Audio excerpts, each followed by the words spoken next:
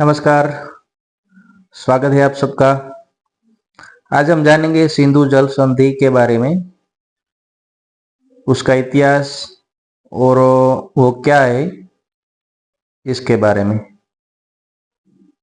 सबसे पहले हम इतिहास के बारे में चर्चा करेंगे। 1947 में भारत पाकिस्तान का बंटवारा होने के बाद सिंधु नदी प्रणाली की नदियां भारत और पाकिस्तान दोनों देशों में बहती है। बंटवारे के बाद भारत के पास उन नदियों का सिरा आ गया जिससे पाकिस्तान की कृषि पर असर पड़ा। अप्रैल 1948 में भारत ने कुछ समय के लिए पानी की आपूर्ति रोक दी थी, जिससे पाकिस्तान चिंतित हुआ। इस मुद्दे को शांति से सुलझाने के लिए वर्ल्ड बैंक, अब विश्व बैंक ने मध्यस्थता की। इस वर्षों की बातचीत के बाद 19 सितंबर 1960 को भारत के प्रधानमंत्री पंडित जवाहरलाल नेहरू और पाकिस्तान के राष्ट्रपति फील्ड मार्शल अयूब खान ने यह समझौता किया। इस समझौते में विश्व बैंक ने गारंटर और मध्यस्थ की भूमिका निभाई।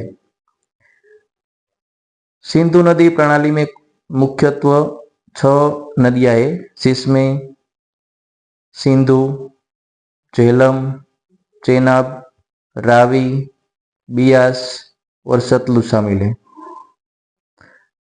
अब हम जानेंगे समझौते के मुख्य बिंदु। पूर्वी नदियां सतलुज, ब्यास, रावी का पानी भारत को दिया गया।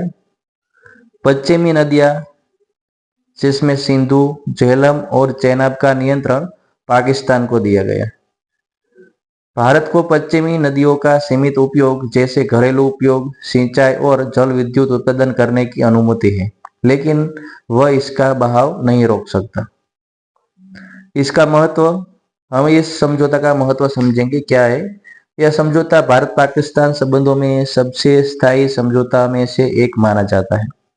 अब तक यह संधि लागू है, हालांकि कुछ समय समय पर पाकिस्तान की आपत्तियां और भारत की परियोजना को लेकर विवाद भी होते रहे। सिंधु जल संधि के जुड़े विवाद। इसमें पहला विवाद है भारत की जल विद्युत परियोजना पर आपत्ति। किशनगंगा परियोजना, यह परियोजना झेलम की सहायक नदी पर बनी है। पाकिस्तान ने आपत्ति की, इससे झेलम नदी का प्रवाह कम होगा, जिससे उसके कृषि और बिजली पर असर पड़ेगा। मामला अंतर्राष्ट्रीय मध्यस्थता न्यायीकरण में गया। उसका निर्णय यह आया कि भारत को परियोजना पूरी करने की अनुमति दी गई, लेकिन उसे न्यूनतम जल प्रवाह सुनिश्चित करना होगा। आगे रटले बांध चेनाब नदी पर। पाकिस्तान ने चिंता जताई कि इससे चेनाब नदी का जल बहाव रुक सकता है। यह विवाद भी स्थायी सिंधु आयोग में उठाया गया और विश्व बैंक की मध्यस्थता मांगी गई। 2 नंबर पर है बाढ़ और समय पर जानकारी न देना। पाकिस्तान ने कई बार आरोप लगाया है कि भारत के बाढ़ के समय जल प्रवाह की सूचना देर से दी, जिससे उसके इलाकों में भारी नुकसान हुआ। 3 नंबर पर है सिंधु जल संधि को समाप्त करने की मांग। उरी आतंकी हमले के बाद भारत सरकार ने सिंधु जल संधि की समीक्षा की और इसे खून और पानी एक साथ नहीं बह सकते जैसी बयानबाजी के साथ फिर से उठाया।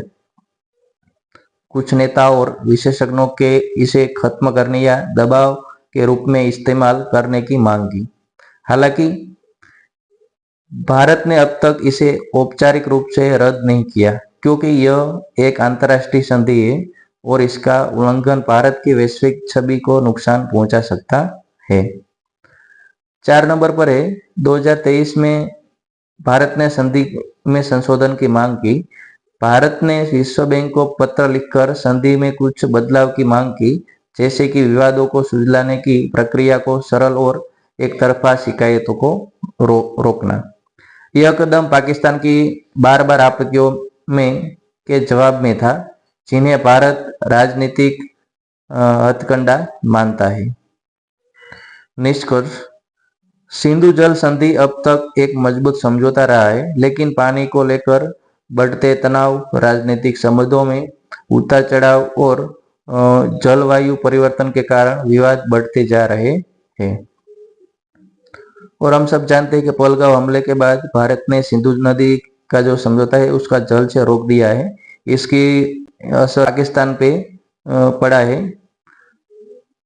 तो आज बस इतना ही। मिलेंगे नया टॉपिक नया वीडियो के साथ।